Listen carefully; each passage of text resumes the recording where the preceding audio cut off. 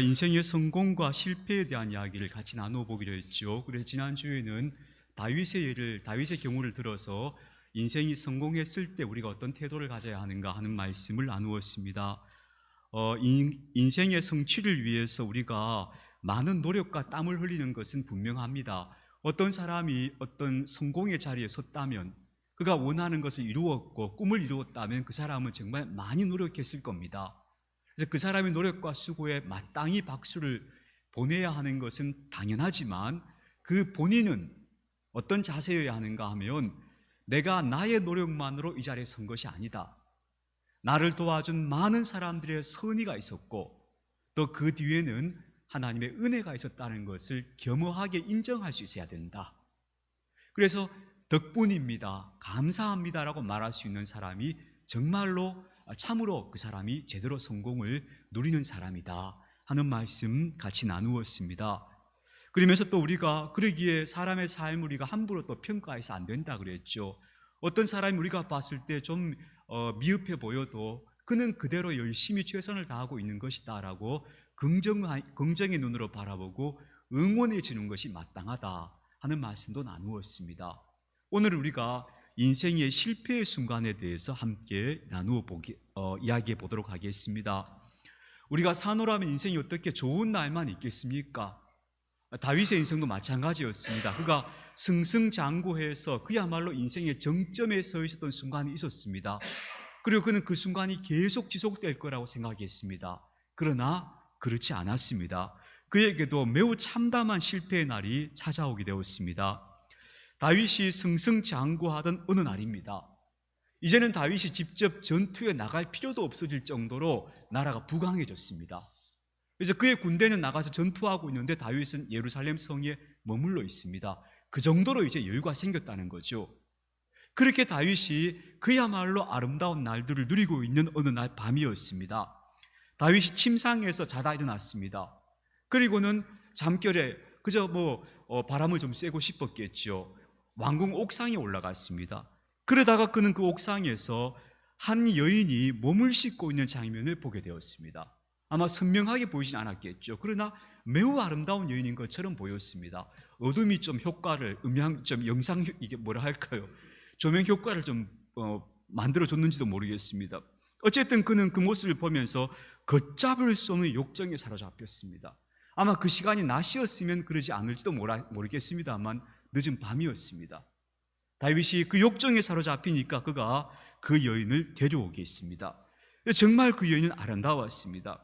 그리고 다윗은 왕의 권위를 가지고 그 여인을 취하게 됩니다. 그리고 그 여인은 그로 말미암아서 아기를 가지게 되었다고 성경은 얘기합니다.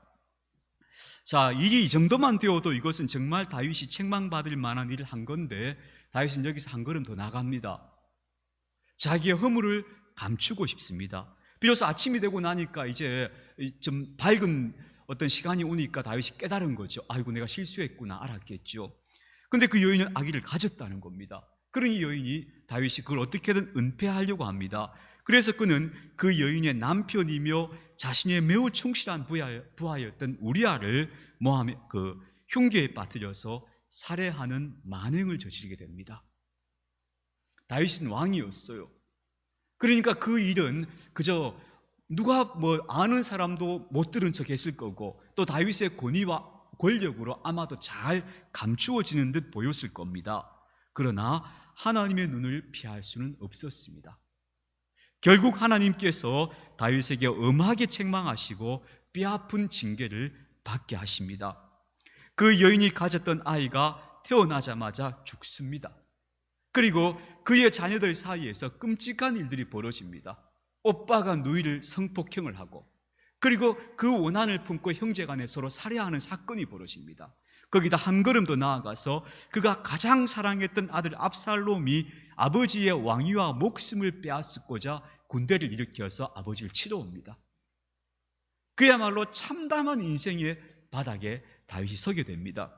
결국 그는 목숨을 부지하기 위해서 오늘 본문의 표현대로 하자면 맨발로 도망가야 하는 상황에까지 이르게 됩니다. 진짜 맨발이었다는 것이 아니고 그가 그만큼 지금 아주 곤궁하다는 것을 표현하는 의미입니다. 다윗은 그 인생에서 정말 최악의 순간을 맞이하게 됩니다. 아마 그는 이런 순간이 자기 인생에 찾아올 거라는 걸 상상도 못했을 겁니다. 그런 끔찍한 날이 다윗에게 찾아온 겁니다.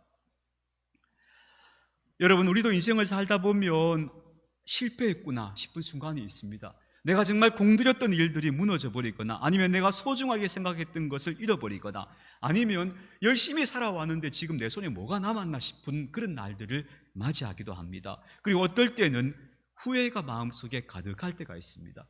아, 내가 좀 더 잘했어야 되는데 그때 왜 그랬을까 하는 후회만 남아있는 그런 순간도 찾아올 수 있습니다.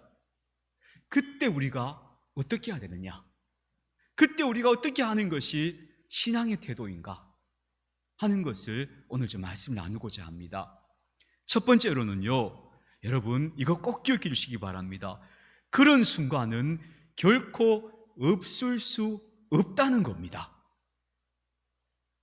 여러분, 우리가 인생을 사는데 그런 참담하게 느껴지는 실패의 순간, 후회의 날이 오지 않는다, 오지 않을 것을 기대하고 있다면 그 사람은 아직도 인생을 모르는 겁니다. 인생은 그런 날들이 반드시 오게 되어 있습니다. 그것도 누구에게나 오게 되어 있습니다.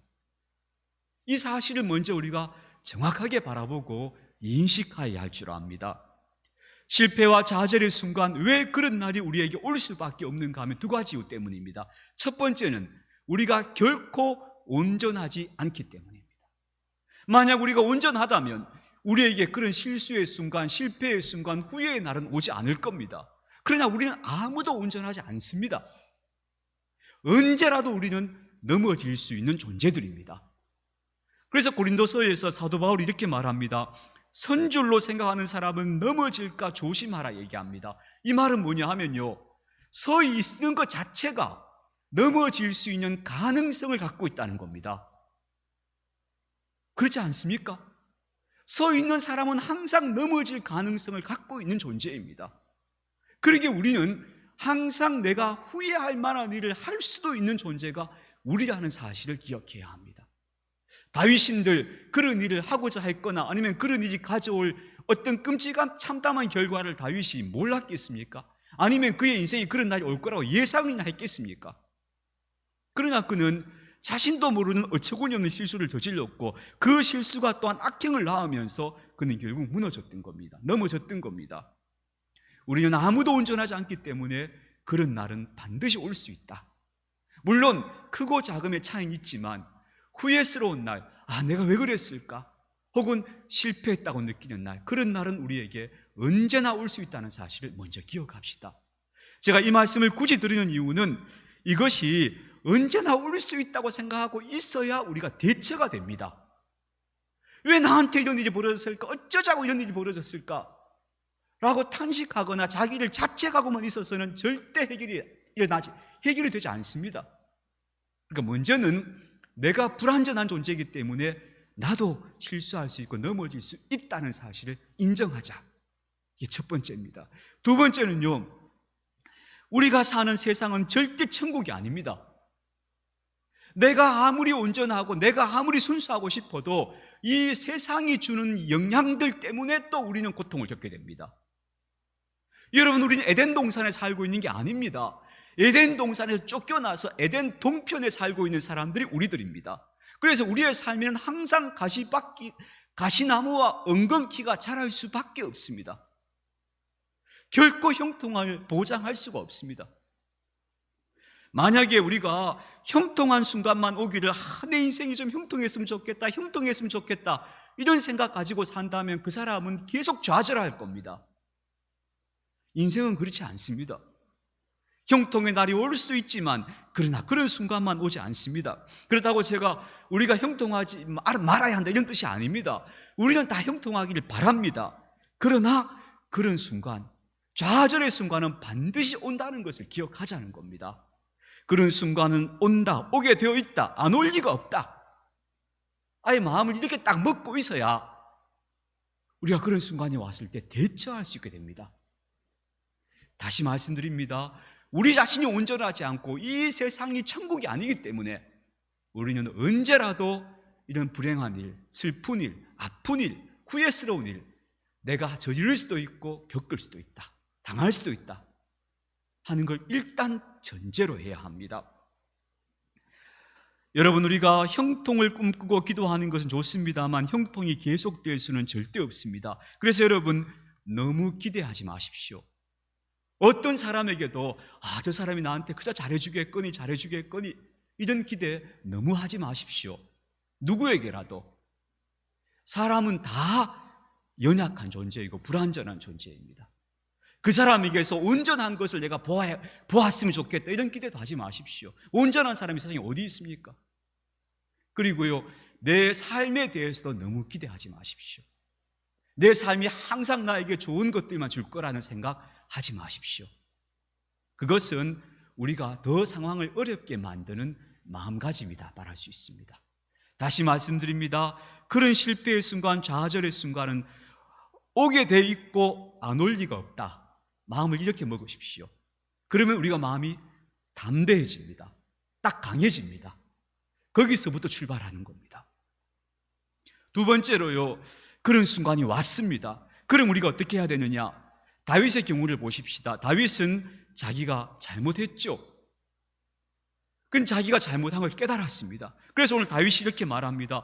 다윗이 지금 도망을 가는데 사독이란 제사장이 왕의 편이니까 하나님의 교회를 끌고 나옵니다. 하나님의 성소에 있던 교회를 끌고 나오면서 이 하나님의 교회가 왕과 같이 있다 하는 걸 온 백성들에게 보여주고 싶은 거죠.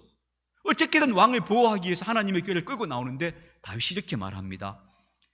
도로 메어가라, 도로 갖다 놔라. 이 말이 무슨 뜻입니까? 내가 뭘 잘한 게 있다고 하나님의 교회를 내가 방패막이를 삼겠느냐? 도로 갖다 놔라. 내가 하나님께 은혜를 입으면 그러면 내가 다시 돌아올 날이 있겠지. 그러나 하나님께서 나를 기뻐하지 아니하시면 하나님께서 원하시는 대로 내게 행하시겠지.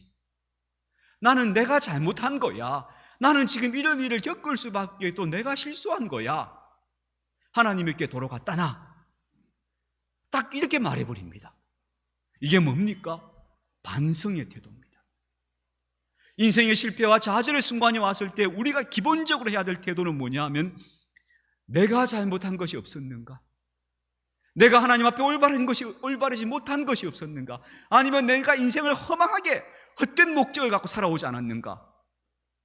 하는 것에 대한 자기 반성이 필요하다는 겁니다. 그게 실패와 좌절의 순간이 우리에게 요청하는 겁니다. 그래서 여러분, 그런 순간 맞이할 때마다 우리가 먼저 반성의 태도로 자신을 돌아보는 것이 저는 실패를 대하는 기본 값이어야 한다고 생각합니다. 그래야 그 사람이 희망이 있는 사람입니다. 그래서 다윗이 이 상황에서 시편 51편에서 이렇게 말합니다. 하나님께서 구하시는 제사는 상한 심령이라. 하나님이여 상하고 통회하는 마음을 주께서 멸시하지 아니하시리로다. 하나님, 제가 잘못했습니다. 제가 죄지었습니다. 라고 통회하는 심령으로 하나님 앞에 서면 하나님께서 결코 나를 멸시하지 않을 것이다. 그 마음을 가진 겁니다. 그래서 우리가 실패와 좌절의 순간에 첫 번째로 해야 될 일은 반성적 태도.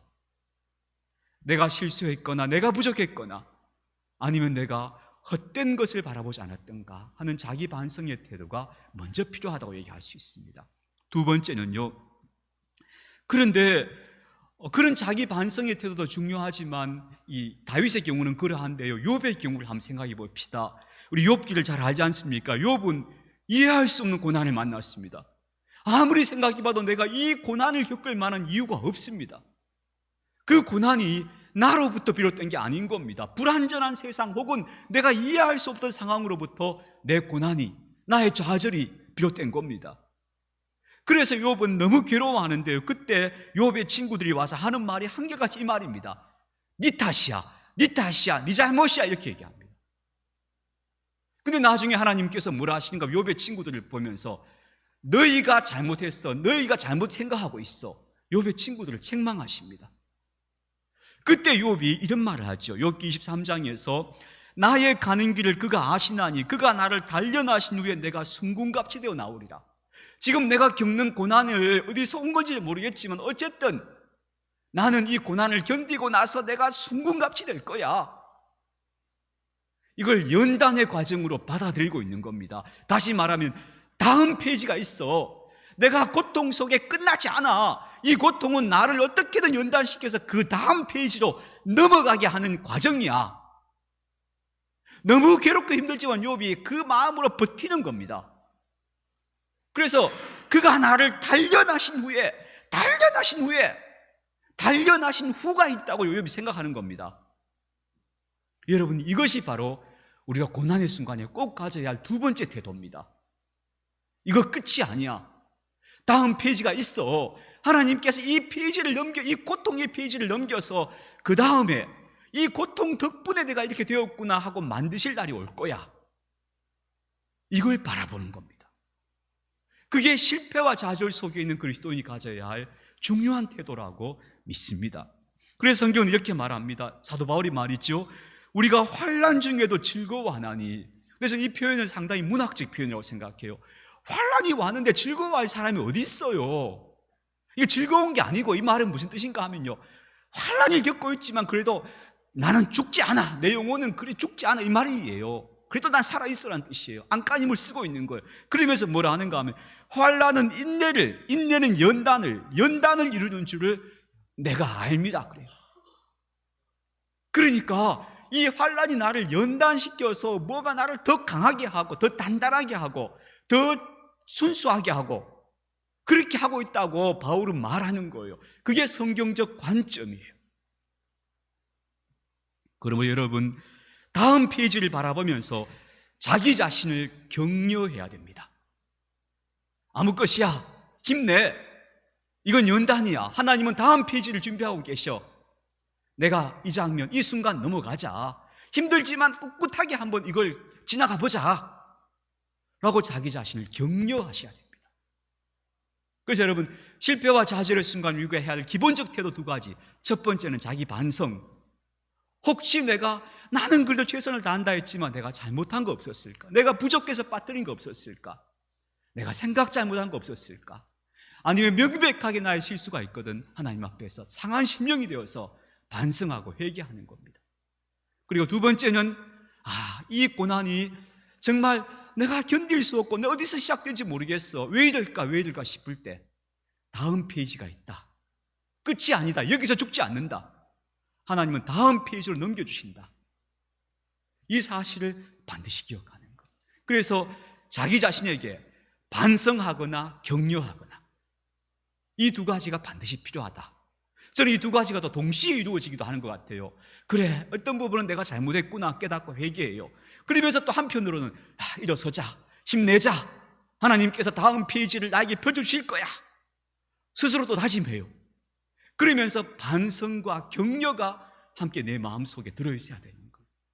그게 바로 고난을 대하는 중요한 태도다는 것을 꼭 여러분 말씀드리고 싶습니다. 그러면서 한 걸음만 더 나아가 봅시다. 그러면서 우리가 이런 질문을 던져봐야 합니다. 고난이 왔을 때 진짜 인생의 성공이 뭐지? 진짜 성공이 뭐지? 진짜 실패가 뭐지? 이걸 저는 한 번쯤 질문해 봐야 된다고 생각해요. 어쩌면 이 부분이 가장 중요할 수도 있습니다. 여러분, 우리는 보통 어떤 것을 성공이라고 생각합니까? 여러분은 지금 성공하신 인생들입니까? 여러분 보시기에 저는 성공한 목사입니까? 아마 그렇게 선뜻 대답하시기가 힘드실 겁니다. 왜냐하면 우리가 보통 생각하는 성공의 기준이 뭡니까? 그 사람이 부자가 되거나 높은 자리, 영향력 있는 자리에 올라가거나, 아니면 목사의 성공은 많은 교인들이 모이는 교회를 경영하는 거 아닙니까? 그래야 성공한 목사라고 얘기할 거 아닙니까? 만약 이런 기준에서 보자면 우리 중에 누가 성공한 사람입니까? 여러분, 성공의 기준을 우리가 늘 이렇게 생각해 온 거예요. 스스로 한번 생각해 보십시오. 여러분의 성공의 기준을 뭐라고 두고 있습니까? 그러니까 어떤 사람들은, 대부분의 사람들은 다 실패자 같은 거예요. 나는 내 인생을 헛되게 산 것 같아요. 왜냐하면 그런 기준을 가지고 성공 실패를 나누니까 그런 기준에서 성공한 사람은 이 세상에 한 줌도 안 될 겁니다. 그런 성공과 실패의 기준을 우리가 가지고 살아왔다는 것을 좀 인정해야 될 것 같습니다. 정말 그게 성공의 기준이라면 여러분 생각해 보십시오. 한평생 가난한 목수로 살다가 온 세상이 미워해서 예수님 십자가에 못 박혀 돌아가셨습니다. 그럼 우리 예수님은 성공한 사람입니까? 실패한 사람입니까? 그런 세상의 기준으로 보면 예수님처럼 실패한 인생이 없습니다. 사도 바울을 보십시오. 그는 매일 배고픔과 박해에 쫓겨다녔습니다. 그러다가 나중에 목이 베어 죽임을 당했습니다. 그럼 사도 바울은 성공한 인생입니까? 실패한 인생입니까? 근데 누가 예수님을 보고 사도 바울을 보고 실패한 인생이라고 감히 말할 수 있는 사람이 누가 있습니까? 성공 실패의 기준이 그런 데 있지 않은 겁니다. 그래서 여러분, 내가 지금 내가 실패한 것 같아, 난 지금 빈손으로 남은 것 같아 할 때 도대체 나는 성공 실패의 기준 어디에 두고 있지? 이걸 물어보셔야 한다는 겁니다. 스스로에게. 야곱이라는 사람의 이야기가 굉장히 의미가 있습니다. 야곱이 그 아버지를 속여서 축복을 받잖아요. 근데 야곱이 축복기도 2번 받는 거 아십니까? 창세기를 잘 읽어보시면 야곱이 아버지 이삭이 야곱에게 2번을 축복합니다. 첫 번째 축복할 때는 야곱이 아버지를 속이고 축복을 받아요. 에서인 척해서 들어가 축복받잖아요. 그때 야곱이 뭐라고 축복하면 이렇게 축복합니다. 야, 너는 하늘의 이슬과 땅의 기름짐을 너에게 임할 것이고 풍성한 곡식과 포도주가 너에게 임할 것이다. 이건 말하자면 부자 된다는 겁니다. 두 번째는요, 만민이 너를 섬기고 열국이 너에게 복종하고 네 어머니의 아들들이 너를 주라고 부를 것이다. 이거는 권력자가 된다는 겁니다. 강한 사람이 된다는 거예요. 부귀와 권력이 너에게 다 임할 것이다 라고 이삭이 야곱에게 축복을 합니다. 그게 첫 번째 축복이에요. 이건 아버지 속여서 받은 축복이에요. 두 번째 축복이 뭐냐 하면요, 이제 이삭이 야곱이 자기 속인 줄 알았어요. 그래서 야곱을 결국은 집에서 떠나보냅니다. 밧단 아람 그 외삼촌 집으로 보내죠. 그러면서 마지막으로 축복을 한 번 더 합니다. 그때 축복이 어떤 건가 하면 이런 축복을 합니다. 생육하고 번성하거라. 그리고 하나님께서 허락하신 복을 너에게 주시기를 바란다. 이렇게 축복해요. 달라요. 그럼 앞에 야곱이 아버지를 속여서 받은 축복은 이게 무슨 축복인가 하면 원래 야곱이 받을 축복이 아니었어요. 이건 에서가 받을 축복이었어요. 아버지가 에서에게 주려고 했던 축복이 뭐냐 하면 너 부자 되거라, 너 힘센 사람 되거라, 이거였어요. 그럼 야곱에게는 무슨 축복을 했는가 하면 너는 생육하고 번성하고 아브라함의 대를 이어라, 이게 아버지의 축복이었어요. 근데 야곱이 무슨 짓을 했는가 하면 자기한테 올 축복을 모르고 형이 받을 축복을 가로채려고만 했던 거예요. 그래서 야곱의 인생이 그렇게 고달파진 거예요. 무슨 말씀을 드리고 싶은가 하면요, 여러분, 세상 사람들이 성공하는 거 다 따라가는 게 우리 그리스도인의 성공이 아니에요. 우리는 우리 길이 있어요. 우리는 우리의 성공 방식이 있고 우리가 성공하는 인생이라고 바라보는 뚜렷한 우리의 관점이 있어야 된다는 거예요. 야곱은 야곱의 길을 가야 하는 거지 야곱이 에서의 길을 가면 안 되는 거예요. 근데 야곱이 형을 따라다니고 어때든 형 발자국 그 발꿈치 붙잡고 늘어지려고 하니까 야곱의 인생이 비루해지는 거죠. 야곱이 하나님이 나에게 주신 축복은 다른 축복이었구나, 그걸 진작 알았더라면 야곱의 인생은 훨씬 더 멋있게 살았을 거예요. 여러분, 우리가 걸어가야 할 길은 다른 길이에요. 우리 그리스도인은 세상의 기준을 가지고 성공 실패를 나누는 사람이 되는 것이 아니에요. 저는 그래서 세상의 기준이 아니고 그럼 그리스도인의 기준은 뭐냐? 물론 사람마다 저마다 다 받은 소명이 다르겠지만 저는 공통적인 것이라고 생각하는데 그게 사도 바울이 이렇게 말했습니다. 내가 그리스도를 본받는 사람 된 것처럼 너희가 나를 본받으라 했어요. 이게 우리 그리스도인의 성공 기준입니다. 다시 말하면 예수님 닮아서 좋은 사람 되는 겁니다. 예수님 비유 말씀 속에 그런 거 있잖아요. 겨자씨가 자라서 큰 나무가 되었다고. 큰 나무가 되어서 지친 영혼들이 그 가지에 와서 깃들일 수 있는 그런 사람 되는 겁니다. 그런 좋은 사람 되는 게 우리 그리스도인의 성공입니다. 이걸 우리가 명확하게 했으면 좋겠다는 겁니다. 그래서 우리 그리스도인들은요, 정말 이런 목적을 가지고 살아가야 하는 사람들이죠. 물론 그렇다고 해서 우리가 돈도 안 벌고 세상에다가 사회생활도 안 하고 이런 거 아닙니다. 그런 것들은 다 우리가 필요하니까 하는 거예요. 그러나 내 인생의 목적은 부자 되는 거, 힘센 사람 되는 거 아니야. 나는 하나님이 기뻐하시는 사람 되는 게 내 인생 목적이야. 다른 목적을 세워둬야 그리스도인다운 삶이 이루어질 거 아닙니까? 그래서 여러분, 성공과 실패의 기준을 정확히 하자. 이걸 우리가 오늘 꼭 기억했으면 좋겠습니다. 다윗이 결국은 자기가 이렇게 무너졌잖아요. 인생의 좌절, 끔찍한 순간을 겪었잖아요. 이 순간을 다 겪고 나서 다윗이 나중에 나이가 들었어요. 열왕기상에 되게 재밌는 이야기가 나옵니다. 다윗이 굉장히 늙었어요. 이제 나이가 많고, 그러니까 신하들이 우리 임금님을 좀 이렇게 말하자면 그런 말 있잖아요. 왜 청춘을 좀 돌려주자. 이래가지고 방법을 고안하다가 이스라엘에서 제일 아름다운 여성을 하나 뽑아옵니다. 그 여성이 아비삭이라는 여성입니다. 뭐 얼마나 아름다웠겠습니까? 최고로 아름다운 여성 하나를 뽑아왔습니다. 그리고 다윗의 시중을 들게 하고 그럽니다. 근데 성경이 이렇게 말합니다. 다윗이 그 여인이 시중 들은 것은 받았지만 그녀와 잠자리를 같이 하지는 않았다, 이렇게 나와요. 저는 이 말이 굉장히 의미가 있다고 생각해요.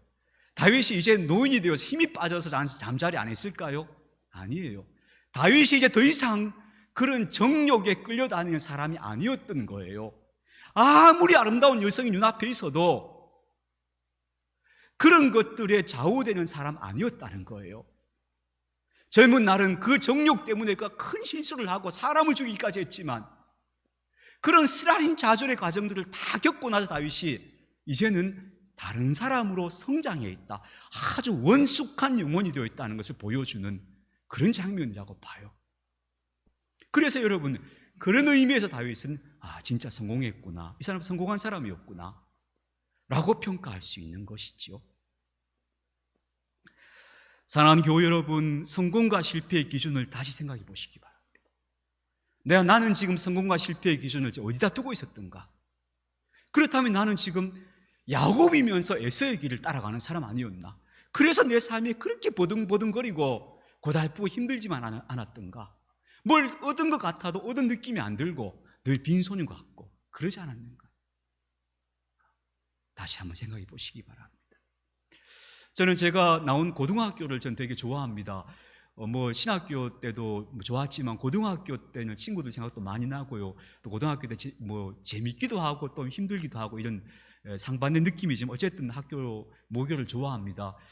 제가 나온 고등학교는 대구 대륜고등학교라는 학교인데요. 역사가 좀 오래되고 학교가 그 교풍이 좀 자유롭고 좋은 학교였다고 저는 기억하고 있어요. 그 학교의 교훈이 뭐였는가 하면 이런 것이었습니다. 스스로 속이지 말라, 남을 사랑하라. 이 두 가지가 학교 교훈이었어요. 멋지죠?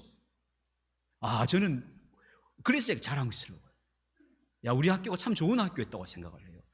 근데 또 한 가지 이런 일이 있었어요. 우리 학교에 이제 어떤 선생님이 새로 오셨어요. 국민윤리 선생님이 새로 오셨는데 이 국민윤리 선생님이 오셔서 이런 이야기를 하시는 거예요. 이분이 이렇게 여러 군데 학교에다 원서를 내어서 교사가 되려고 있는데 사립학교니까 면접을 보고 이렇게 사람들 오라고 하더래요.